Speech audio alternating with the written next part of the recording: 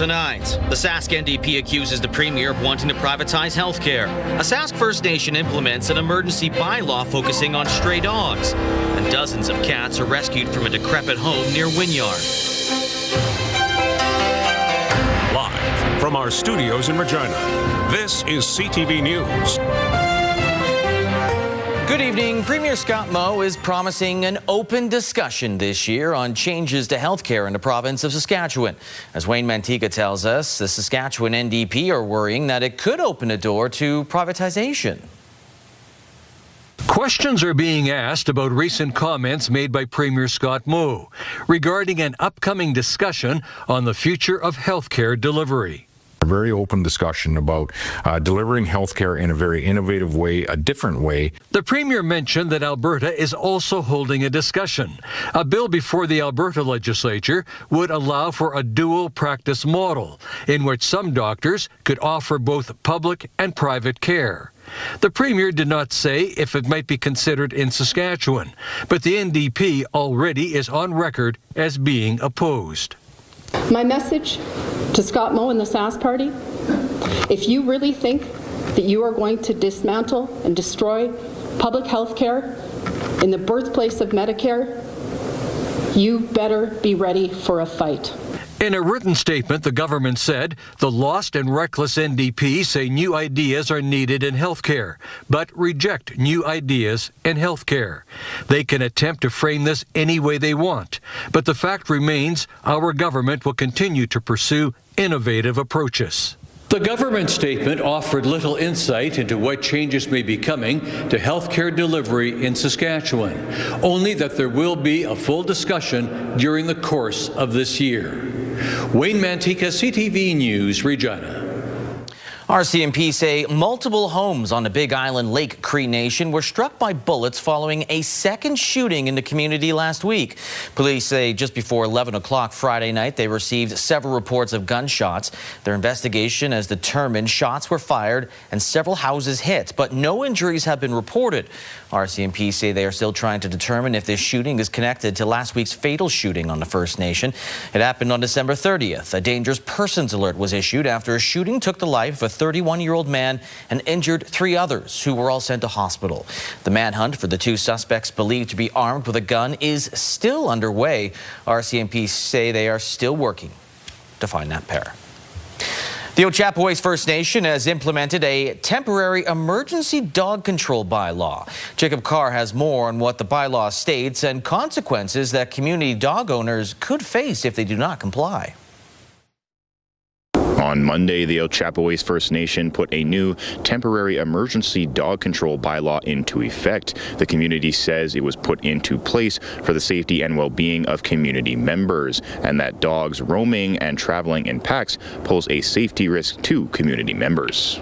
This comes after a 12-year-old boy was found deceased on the First Nation in December, with some in the area at the time saying he might have been attacked by dogs, prompting RCMP to ask the public not to seek vigilante action against animals. Mounties later confirming the boy's death is not considered suspicious, saying weather or other elements may have played a factor. The Saskatchewan Coroner's Service was working to determine the cause of death. The new bylaw states that all dogs in the community must be secured, leashed, tied, fenced, or kept indoors when not at their owner's residence.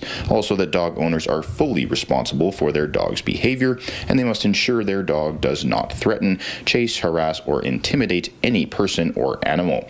The bylaw authorizes community peacekeepers to capture and secure roaming dogs and take necessary action to protect public safety, and that reasonable efforts to identify owners will be made. Dogs found roaming or in packs can be impounded, and if not claimed within 24 hours, will be considered surrendered. If incidents are repeated, further action can be taken, including removal of the dog from the community. The statement says the bylaw reflects the community's values of respect, responsibility, and collective care, and that keeping dogs safe and controlled is part of looking after Nation members and maintaining peace in the community. Jacob Carr, CTV News, Regina. It was a shocking discovery for an animal rescue group. More than 30 cats rescued from a home near Wynyard from what witnesses claim to be a derelict home. Now the group is calling for support. Hallie Mandrick has more. This cat, named Peanut Butter, was rescued from a home that was recently condemned. He lived alongside many other cats among piles of garbage nearly 5 feet high, with no heat and feces and urine dripping from the ceiling. It's just pure devastation. It shakes you to your core. You just think about not only the people that lived in those conditions, their families, and then, of course, the animals are also victims in all of this. RCMP found an individual dead in the home following a wellness check and enlisted the help of various animal rescues to assist with the more than 30 cats that were removed from the home. Weniger says situations like this are not uncommon in the province. This is not an isolated incident. This is in every community in Saskatchewan and in Canada, and there just is not supports, and we're failing people and animals. While the province provides funding for a handful of animal welfare organizations, Weniger says most of the rescues which help share the workload are completely reliant on donations and volunteers, and they're stretched thin trying to keep up with the demand. Adding that recent cuts to animal welfare in the 2026 provincial budget will not help matters. Animal control is always playing catch up. They don't have resources to keep animals that are brought into care for any length of time. There's a lot of humane euthanasia happening because there just aren't places for these animals to go. In a statement to CTV, the province said, quote, "We have funded animal welfare enforcement in the province and will continue to do so. The proposed budget of $1.6 million reflects funding to continue fully supporting enforcement under a new provider. While many cats like Peanut Butter were able to receive medical care, there are countless others still hiding in the home." In the meantime, SOS Prairie Rescue and SCAT are seeking foster families and donations in order to help with the growing number of cats being rescued from the home. Anyone looking to help can find more information online. Hallie Mandrick, CTV News, Saskatoon. While more stories of travel turmoil continue to trickle in as more WestJet customers across the prairies deal with missing luggage. One case saw a passenger suitcase travel to Mexico, even though she did not. Sierra D'Souza Bott says more on the frustration over the lack of communication from the Canadian airline and what rights customers have if they find themselves in a similar situation. Upon arriving in Puerto Vallarta on a flight from Winnipeg for their honeymoon on January 3rd, Roger and Isla Ward went to the baggage claim.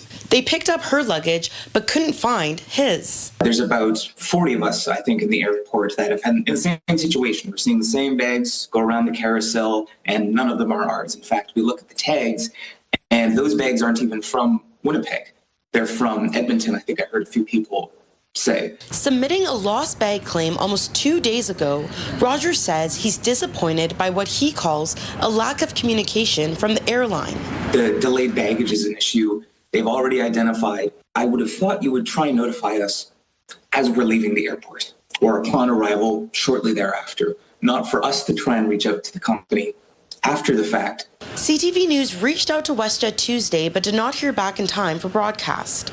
Other Canadians flying with WestJet are dealing with similar issues this week, including passengers on a flight from Regina to Puerto Vallarta, where WestJet attributed baggage issues to the amount of luggage, the plane's maximum weight, and runway conditions. Air passenger rights advocates say for travelers who find themselves in a similar situation, it is the airline's obligation to deliver bags directly to passengers. You cannot be forced as a passenger to go to the airport at your own expense, and until such time as the airline fulfills its obligation to put your bag into your hands, they continue to remain liable for your interim expenses, up to approximately $3,000 per passenger. Travelers are advised by air passenger rights to make reasonable purchases relevant to the purpose of their trip and submit those claims as urgently as possible. Sierra D'Souza Butts, CTV News, Regina.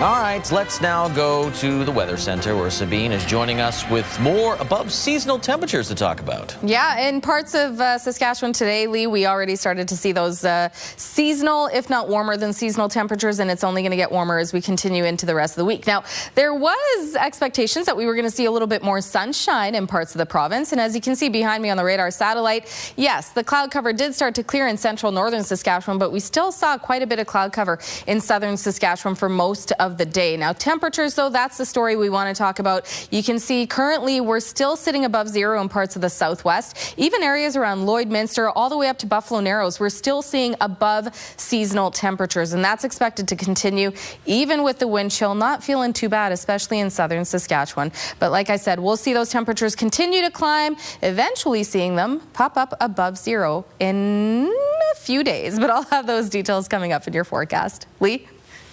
Thanks, Sabine. A warming center in Prince Albert that burned down on Christmas Day is officially operating in its temporary new home. Jasmine Pelche has more on the location and donations that helped to make it happen. Since a fire at Christmas, the Salvation Army has had to move a couple of times to continue offering services. On Friday, it moved from the Prince Albert Grand Council Urban Services building to the Union Center next to the Legion. We overcome and adapt where we need to, and we've adapted to this location. Programs and services still need to go on because those that we serve still need those same services. Salvation Army Major Ed Dean says that the Salvation Army's daytime and overnight warming centers, along with its clothing and meal services, are now operating out of the new location at the Union Center. Two of the services that we are not able to deliver is our shower program and our laundry program, because this building is not set up for that. He says the Salvation Army is allowed to stay at the Union Center until September and is leasing the building on a month-to-month basis. The Prince Albert Grand Council lent its Urban Services building as a temporary location for the overnight warming center following the fire that destroyed the Salvation Army building. YWCA CEO Donna Brooks says it's important for a city to have overnight warming services. It is a necessity to survive, and if someone doesn't have a place to keep warm, they are going to do everything possible to ensure that they are warm, and that could be breaking into your home or your business. Dean says he doesn't know what the future looks like for the Prince Albert Salvation Army, but it will remain operational in the community. Jasmine Pelche, CTV News, Prince Albert. Meanwhile, a fire broke out at the Rosetown Central High School, that is southwest of Saskatoon. In a statement, the principal there says, quote, all students and staff are safe while the fire was contained to a single room upstairs. There is water damage in parts of the building from the sprinkler system. As a result, school was canceled today, and the cause of the fire exactly is unknown at this time. Capital City Kitchen is officially open in Regina's City Hall cafeteria. Rather than a traditional ribbon cutting, Mayor Chad Bashinsky and the restaurant team celebrated the grand opening with a brisket cutting.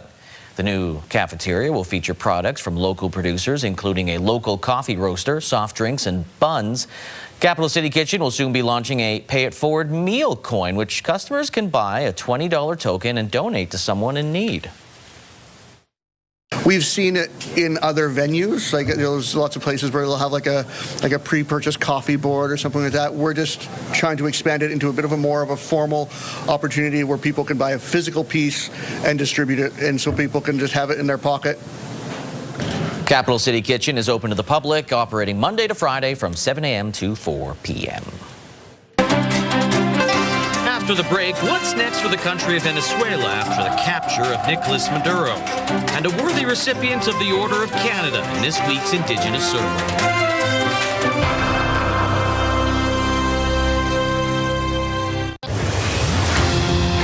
I'm Maria Saru in Charlottetown. Tonight on CTV National News. Canadians are back to work after the holidays, but job happiness is slipping. There always is a time off tax. What new numbers suggest is driving the dip and how it could rebound. Tonight on CTV National News and ctvnews.ca.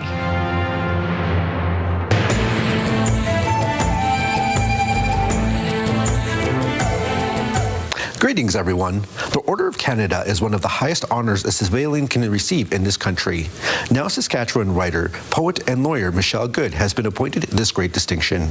Jacob Carr explains how the Maple Creek resident and member of the Red Pheasant Cree Nation is feeling after being chosen to receive one of the country's highest honors. Michelle Good, best known for her debut novel Five Little Indians, was one of 80 new appointees to the Order of Canada in 2025, and one of only 2 from Saskatchewan. Five Little Indians focuses on 5 survivors as they struggle to rebuild their lives in Vancouver after leaving Canada's Indian residential school system. I got some pretty amazing feedback from readers about how it changed their point of view.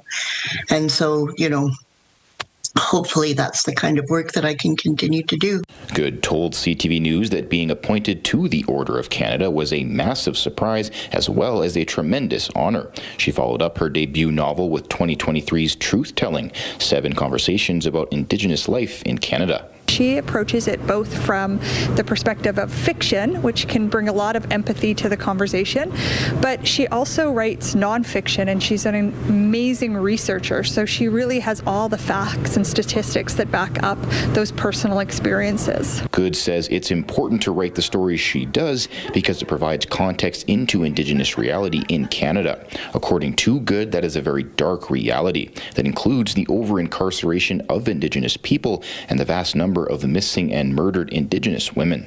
If we can get underneath that myth of Canadian history and experience or understand the precursors to these impacts, then I think we can have a far more meaningful relationship between Indigenous and non-Indigenous Canada. Good says her next novel is coming out in August and is written in 3 parts that follows 3 generations of Indigenous women from colonial to modern times. Jacob Carr, CTV News, Regina. If you have a story you would like to see in this segment, here's how to reach us. You can contact me by email, and you can also watch past episodes and segments of Indigenous Circle on our CTV Regina and CTV Saskatoon websites. Indigenous Circle, brought to you in part by Saskatchewan Indigenous Enterprise Foundation, growing the First Nation entrepreneurial spirit. Now that Venezuela's dictator, Nicolas Maduro, has been captured, charged with drug trafficking, many are asking what's next for the country. Joy Malvin has the latest from Washington. The U.S. president taking a victory lap at the renamed Trump Kennedy Center. It was brilliant tactically. Donald Trump reveling in the American military might that captured former Venezuelan President Nicolas Maduro, now in a U.S. prison charged with narco-terrorism. We had a lot of boots on the ground, but it was amazing. And think of it, nobody was killed, and on the other side, a lot of people were killed. Unfortunately, I say that, soldiers. Cubans, mostly Cubans. Tensions are high in Caracas after gunfire erupted overnight. Armed military police now patrolling the streets. The U.S. president insists he's in charge and will run Venezuela and help rebuild its oil infrastructure. Maria Machado, the democratically elected opposition leader who's in hiding, vowed to return, praised Trump's actions. What he has done, as I said, is historic. It's a huge step towards a democratic transition. And yet the Trump administration isn't focused on that, supporting Maduro's hand-picked vice president as leader, saying the U.S. can work with her. The initial hopes that the departure of Maduro might represent a change in this hated regime have been dashed, seemingly endorsed by the United States, a woman who's got significant amounts of blood on her hands. Trump's national security strategy suggests America will exert more control. The State Department posting this with the words, "This is our hemisphere." The president warns Colombia could be next, that country beefing up troops on the Venezuelan border. And Greenland on edge after Trump's closest advisor said this. For the United States to secure the Arctic region, to protect and defend NATO and NATO interests, obviously Greenland should be part of the United States. Donald Trump's threats have rattled several countries as many question what comes next for the people of Venezuela and when or if there will be elections. Joy Malvin, CTV News, Washington. Well, today marks the 5th-year anniversary of the deadly riot on the U.S. Capitol in the aftermath of Donald Trump's 2020 presidential loss to Joe Biden. This is our Capitol! Now, this was Outside U.S. Capitol 5 years ago today, an angry mob stormed the Capitol, forcing their way inside as lawmakers fled. The attack resulted in a few deaths and more than 700 arrests. Since then, Trump has pardoned nearly all those who participated. Today, prominent defenders are planning a march to the Capitol, marching to the 5th anniversary. The Prime Minister, meanwhile, was in Paris today discussing Ukraine's security priorities with European leaders. With allies and the coalition of the willing signed a statement pledging their support. Mike Lecouture has more from Paris. Ahead of the meeting hosted by French President Emmanuel Macron, Prime Minister Mark Carney said the goal was to finalize security guarantees for Ukraine. World leaders were joined by representatives from the U.S., hoping to build on the momentum towards peace. Our main objective is to finalize the security guarantees amongst ourselves which create the possibility of a just and lasting peace for Ukraine. The meeting brought together more than 30 world leaders who make up the coalition of the willing. They agreed to participate in a U.S.-led ceasefire monitoring and verification mechanism, long-term support for Ukraine's armed forces, plus a multinational force to backstop Ukraine's military. There was also agreement on finalizing binding commitments to support Ukraine in the event that Russia breaks the ceasefire. And the countries agreed to deepen long-term defense cooperation with Ukraine. Following a ceasefire, the UK and France will establish military hubs across Ukraine and build protected facilities for weapons and military equipment to support Ukraine's defensive needs. Now, Canada's contribution could include troops on the ground as part of that multilateral backstop, something the government is ramping up for. The largest military buildup in generations, coming over the course of the next 5 years, an additional $80 billion of investment, in part because of issues like this. U.S. buy-in is key to any plan succeeding, and President Trump's envoy is supportive of this one. We think we're largely finished with security protocols, which are important so that the people of Ukraine know that when this ends, it ends forever. Regardless of the result of today's meeting, nothing can be put into place until there is a ceasefire. Prime Minister Carney reiterated the final elements of that need to be negotiated between the U.S., Ukraine, and Russia. Mike Lecouture, CTV News, Paris. Well, authorities in Switzerland have revealed that the ski resort bar that was the scene of a tragic fire that killed 40 people and injured more than 100 had not had a safety inspection since 2019. The mayor of the resort town could not explain why Le Constellation Bar had not been checked in so long and accepted responsibility. He added that sparklers, which are believed to have caused the fire, will now be banned at local establishments, and inspections will now be held at all 128 venues in the area. And there is footage of an explosion that happened at the Taber, Alberta Arena last month. The town shared this footage. Pretty remarkable there, showing the moment the explosion tore through the ice rink. The roof, walls, and gas lines were damaged, shutting the building down indefinitely. An investigation into the cause is ongoing. Town officials have entered into the annual Hockeyville campaign, to where communities receive funding for arena upgrades and renovations. Coming up, lacing up the skates in Ottawa for the 7.8-kilometer journey down the Rideau Canal.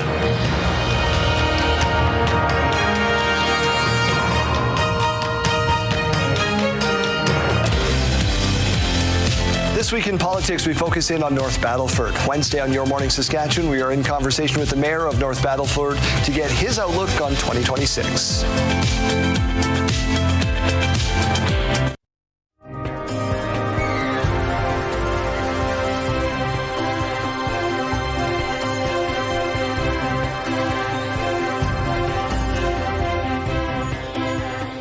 All right, let's get into your forecast. Tonight, the sun has set. The sun, however, we are starting to see just a couple minutes extra a day of daylight, regardless of the fact whether there was sun out there or not. If we take a look at the temperature right now, -9, wind chill -13, and tonight we will see that abnormal temperature trend where we actually start to see this temperature continue to warm up as we head into the overnight, because tomorrow we're expecting a even warmer day, close to 0 in some parts of the province. If we take a look at what we dealt dealt with today, yeah, there wasn't a whole lot. We did see some light snow in parts of southern Saskatchewan first thing this morning, but for most of the day, especially in the late afternoon into this evening, we've seen more of that cloud cover sticking around in southern Saskatchewan, whereas a lot of the central northern parts of the province has seen that clear out. Now, good news also that we don't have any warnings issued in the province either. And as we continue into the rest of the week, it looks like we should be in the clear. When it comes to that, there's not a whole lot happening when it comes to active weather. You'll actually see that coming through in the weather tracker tonight even. It's the only story when it comes to active weather is really the cloud cover, and that's just going to continue to roll in and out of the province over the next few days. Slight chance by Wednesday late afternoon into the evening we could see just pockets of some scattered flurries coming through. Right there you can even see around the Assiniboia area. First it was in the southwest around the Maple Creek Swift Current area, but not a huge system that's going to be bringing large snowfall totals. By Thursday morning, again, we'll see just a mix of that sun and cloud conditions, and by the time we get into Friday, we'll see a little bit more of that sunshine continuing. Other than that, the main story of the week is the temperatures. Now, starting in the Losh, the average daytime high usually is about -13, so tomorrow warming to -11. And again, we'll gradually see those temperatures continue to warm up. Mentioned earlier, the average daytime high for the Regina area about -10. And again, depending on where we are in the province, anywhere between -10, -13 is the range. So here, even in the Saskatoon area, tomorrow -7, mostly cloudy, -6 for Yorkton. We'll continue to see those temperatures warming up. Maple Creek tomorrow +1, -1 for Swift Current and for Moose Jaw tomorrow, expecting to see a mix of sun and cloud in the southwest. Similar story in the southeast. 1 degree for Weyburn, Estevan, and Assiniboia. Estevan seeing mostly sunny conditions, and Weyburn and Assiniboia continue to see that mix of sun and cloud. And for Regina tonight, -8 is the expected low. We'll still see that wind chill value in the -13, -14 range. And then as we take a look at what's to come for tomorrow, -1 is the expected daytime high. Mainly sunny conditions, winds picking up to about 30. That -1 with the wind chill, still expecting to feel closer to about -8, -9 with the wind chill as we get into the late afternoon. In terms of what's to come, this is what we're looking at for our main next 7 days. -1, mainly sunny tomorrow. A lot more sunshine expected on Thursday. -6 is the expected daytime high. Winds calming to about 15. And then by the time we get to Friday, we'll see those temperatures drop a little to -9. Winds picking up, gusting up to about 45, mainly sunny. And as the weekend approaches, that's when we'll see the gradual warm-up return. So -5. With the mix of sun and cloud expected on Saturday. And then by the time we get to Sunday, we will see the winds picking up again, gusting up to about 40, 45 on Sunday. 1 degree is the expected daytime high. Could actually see this bounce up to about +2, +3. And then as your new work week starts, we'll still see those winds up to about 40. 0 is the expected daytime high. And then by Tuesday, a mix of sun and cloud, and 0 is the expected daytime high. So taking a look at the next 7 days, we're still seeing well above the average daytime high, and a lot more sunshine is expected. And it's looking like those are the type of temperatures that we will be seeing for the next couple of weeks, and we will by mid to late January see those temperatures get back into the seasonal range. As of right now, we're not looking at any extreme cold temperatures returning. Knock on wood. Interesting. But we're not going to get warmer. Like 1 degree just seems Yeah, weird. there's definitely, unfortunately, there's no +5, +6 temperatures that I'm seeing in the long range forecast. Oh, I'm fine with that. Okay. I can wait. Yeah, okay, good. All right, thanks, Sabine. Yeah, you bet. Well, a skating path at Echo Valley Provincial Park is once again open, giving visitors a chance to skate a trail almost a kilometer long in the great outdoors. But it pales in comparison to the Rideau Canal in Ottawa, a 7.8 kilometer journey that just opened up for the winter. Dylan Dyson gives us a glimpse. The full opening of the Rideau Canal Skateway has skaters like Joanne Moore going in circles. It's such a treat to have the canal, really. It's Ottawa at its best. The National Capital Commission opened the entire 7.8 kilometer length Monday morning at 8 a.m., stretching from Rideau to the Carleton University Library, plus the Dow's Lake Loop. So naturally, Moore is planning to go end to end on day one. We got dropped off here, and then we'll skate the length of the canal. We might stop at some point and have a hot chocolate. If the kids were here, they'd want beaver tails. That's kind of the tradition. and then when we get to Rideau, we'll walk down Rideau Street and get on the O train. It's been a successful start to the season for the Skateway, having its earliest full opening since 2014. Since I think full time from December 24, we were trying to open during the holiday season, and Mother Nature cooperated. As of yesterday, since the opening, we average about 30,000 visits a day. Visiting the canal for the first time, Owen Dunlop, and Dad, who's back for the first time in 15 years to skate the full length. We're gonna try. We have a beaver tail ready to go. That'll keep them fueled. We're really excited. It's a chance to do the whole canal, so not just bits and pieces, which is great. And skating, not the only way to take advantage of the entire 7.8 kilometer stretch. I just run. Do you skate at all? Nope. Nevertheless, David Eves in his element on the ice with a different pair of footwear. It was so great. I did the 3.2, I did the 4.2, and when I got home yesterday and I found out the full 7.8 was opening, I was like, yeah, this is calling me right now. I'm doing my second trek back and forth now, so I've done 15.6 and I'm going for another, 7.8, so. Half marathon. Yeah, it's all good. Dylan Dyson, CTV News. Still ahead, results from day 2 of the SaskTel Tankard and the Bungie Prairie Pinnacle in Melville.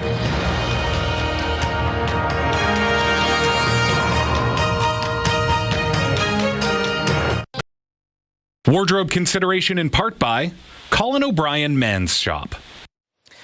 At the SaskTel Tankard in Melville, the men are currently on the ice for Draw 3. This morning in Draw 2, Regina's Kelly Knapp was taking on Stephen Laycock, who, despite the end results, has made some pretty spectacular shots.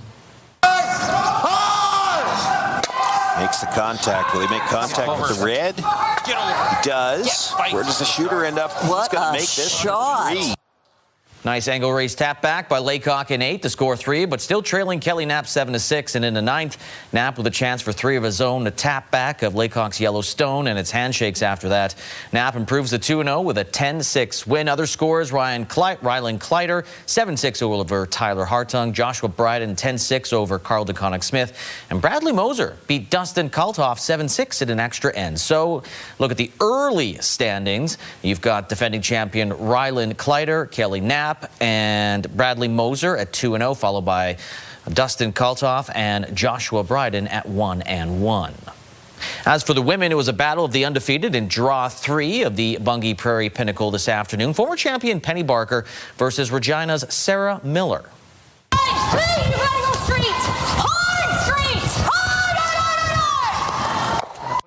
A great start for Barker. She picked up 3 in the first end, and that was a lead her team would not relinquish. They hold on to beat Sarah Miller's rink 10-6. Other scores, Ashley Thivino, a 7-4 winner over Jana Tisdale. Jolene Campbell beat Jenna Enge 10-6, and Shirley Orsted 8-7 over Mandy Selzer. So the women, after 3 draws, you have Barker and Thivino at 3-0, followed by Campbell and Miller at 2-1. Next draw for them tonight at 8, which does feature a battle between Miller and Thivino.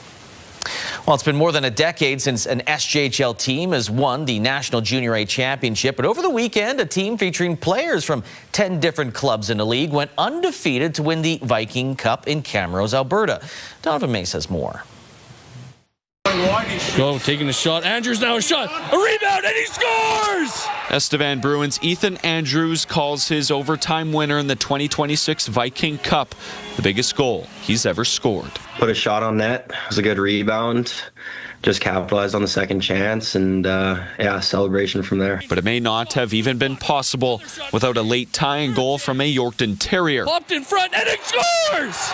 14 seconds left! The mindset was just get everything to the net and hope for the best, and it ended up working out for us. 2 unlikely teammates joining forces. You're used to kind of playing against those guys, so maybe you think a certain way about them when they're on the opposing team, and then to come together and you kind of realize that everyone's a good guy there. Andrews and Henriksen, 2 members of Team SJHL for the Viking Cup. He meets up, drives center lane, and goal! Driving from his point. Russ Demo. Taking on teams from the Alberta College League, a U.S. university, and even a Czech national team. The all-stars of 20-year-olds from across the league going on an undefeated run through the tournament. Winning, puts a good stamp on the SJHL, going there and competing and having a really good team and dominating, so to speak. And we had some success. Now, despite this tournament being just an exhibition showcase, the win is seen as the fruits of a high development standard throughout the SJHL as the league continues to find success on the biggest stages. This tournament really helped put our league on the map further and really show people, especially the people in ACAC and youth sport, just how competitive and how game ready our kids are. So really this is about giving our kids another opportunity. The 2026 Viking Cup was the first iteration in 20 years as the SJHL hopes to return to defend its title in a couple of years' time. Donovan May, CTV News, Regina. Still ahead, visitors to the BC backcountry should be cautious of avalanches.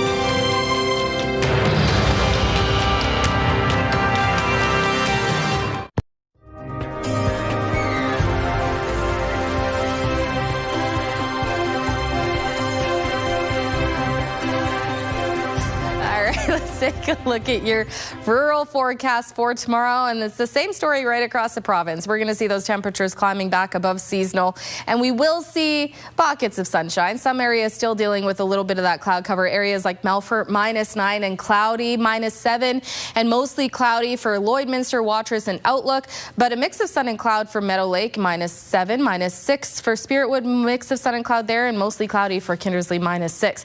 But when we get closer to the southern border, that's where we're starting to see those temperatures climb above zero. 2 degrees for Coronach, a mix of sun and cloud. 1 degree for Assiniboia, Rockland, and Maple Creek. -6 for Leader and Rosetown, seeing cloudier conditions there. -2 for East End Cypress, and over in Kenora, -8 with a mix of sun and cloud. Lumsden, Pilot Butte, and Carlisle, -1. If we take a closer look at Vanscoy, where internet speeds up to 1 gig are available through SaskTel, located about 30 kilometers southwest of Saskatoon. Vanscoy tomorrow seeing a mix of sun and cloud. -7 is the expected daytime high, but the wind chill will be sitting at about -13 for the daytime high.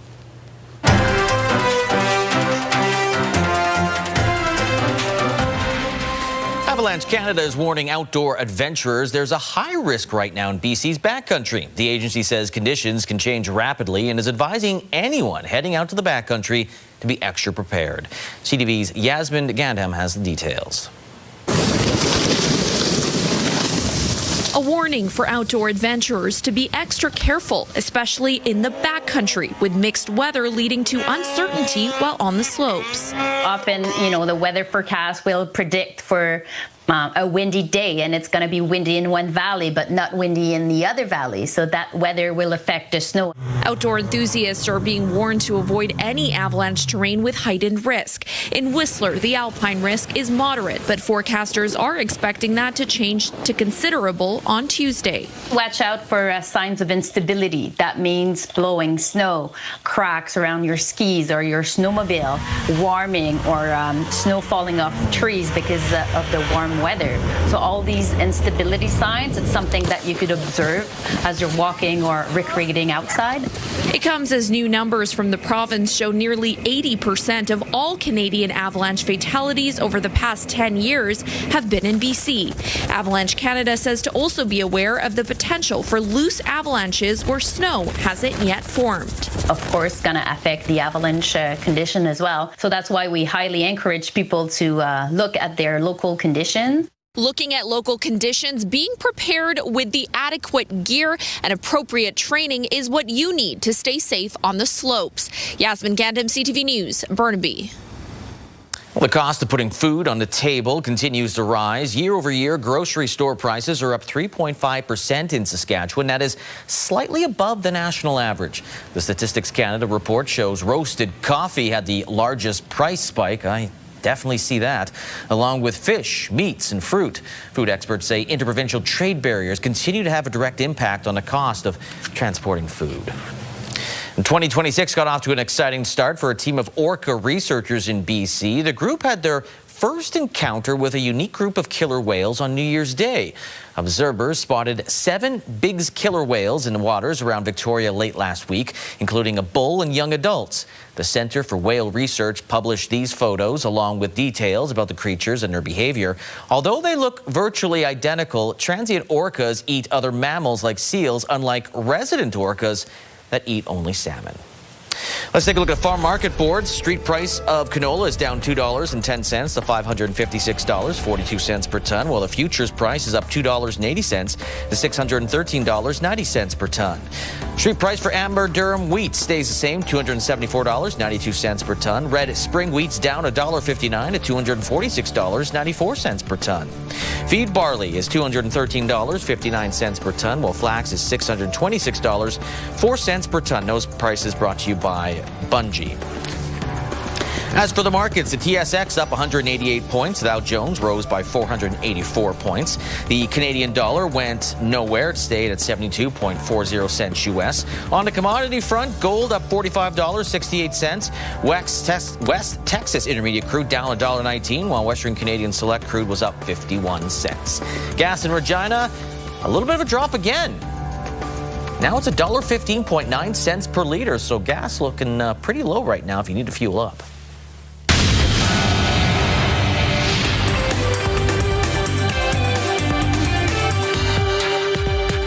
Canadian oil companies had been hoping for a stock rebound today, but didn't get it.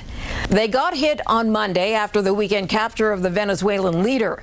It raised us concerns about a bigger supply of oil coming from that country under Washington's guidance, and that could compete or replace Canadian oil exports. Cenovus Energy, Athabasca Oil, and Canadian Natural Resources stocks were all down again today. Almost 2 million cars were sold last year in Canada. According to the estimates from Desrosiers Automotive, that's a 2% increase from 2024. It's significant because Washington introduced vehicle tariffs in 2025 that was expected to disrupt the integrated manufacturing system across North America and raise the cost of cars. There's now a robot for that. At the Consumer Electronics Show in Las Vegas, LG introduced a robot that will fold your laundry, unload your dishwasher, and apparently cook. It can respond to voice commands and is designed to, quote, naturally engage with and understand humans. Good luck on that last part.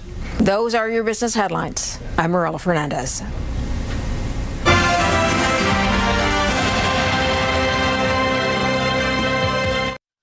Coming up tonight, things.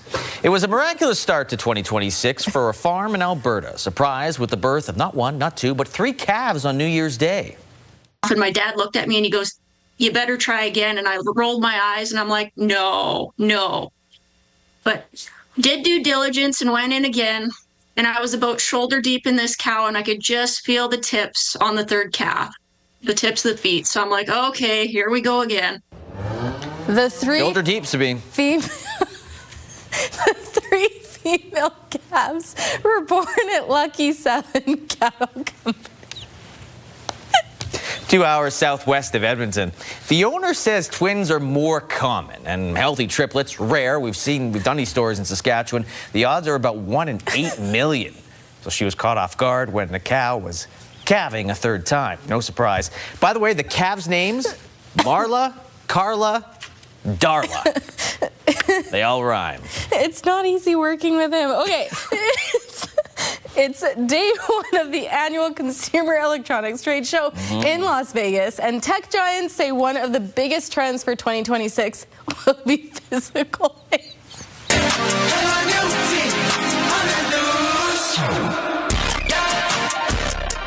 That looks like our newsroom dancing in the morning.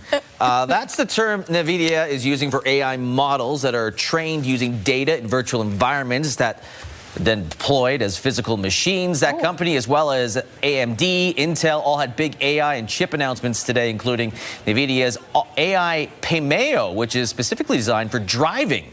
CES gives consumers and businesses a look at the tech that's expected to dominate in 2026. Saw an X-Files episode of all that, and it ain't it.